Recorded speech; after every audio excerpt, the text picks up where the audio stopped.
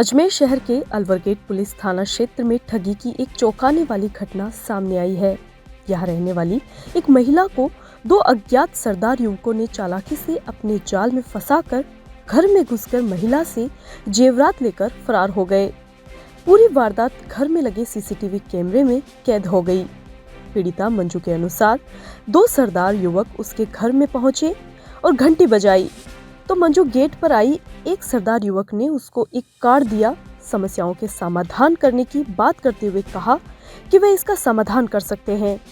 बातचीत के दौरान दोनों युवकों ने महिला का विश्वास जीत लिया।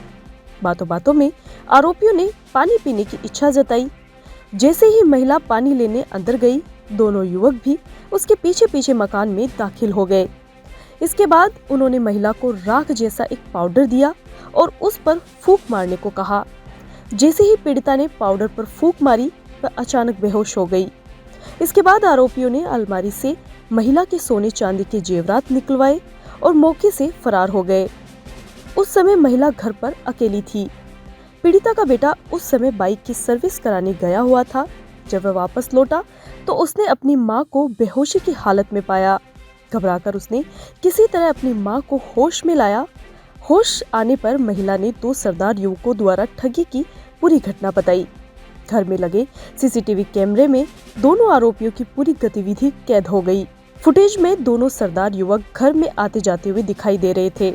घटना की सूचना मिलते ही अलवर गेट थाना पुलिस मौके पर पहुंची और घटना स्थल का मौका मुआयना किया। पुलिस ने सीसीटीवी फुटेज के आधार पर अज्ञात आरोपियों की पहचान और तलाश शुरू कर दी है। पुलिस ने आम नागरिकों से अपील की है कि वे किसी भी अजनबी के झांसे में न आए। ऐसी किसी भी संदिग्ध गतिविधि की तुरंत पुलिस को सूचना दें। और उन्होंने कार्ड दिया था मुझे और कुछ ऐसे पूछा था कि आप जालंधर गए हो, पंजाब गए हो, गोल्डन टेम्पल देखा है। ऐसी 2-3 बातें पूछी थी तो मैंने उसको मना कर दिया। फिर उसने गेट पे मुझसे बोला कि मैडम पानी, बहन जी पानी मिलेगा? मैंने कहा ठीक है भैया। मैंने गेट खोला, चेयर यहीं रखी थी, मैं पानी लेने आई तो वो अंदर आ गए दोनों। एक आया था, एक गेट पे खड़ा था। फिर उसने मुझे बोला आपको कोई दुख दर्द, कोई परेशानी है तो वो सब आपकी ऐसे ही मतलब मिट जाएगी।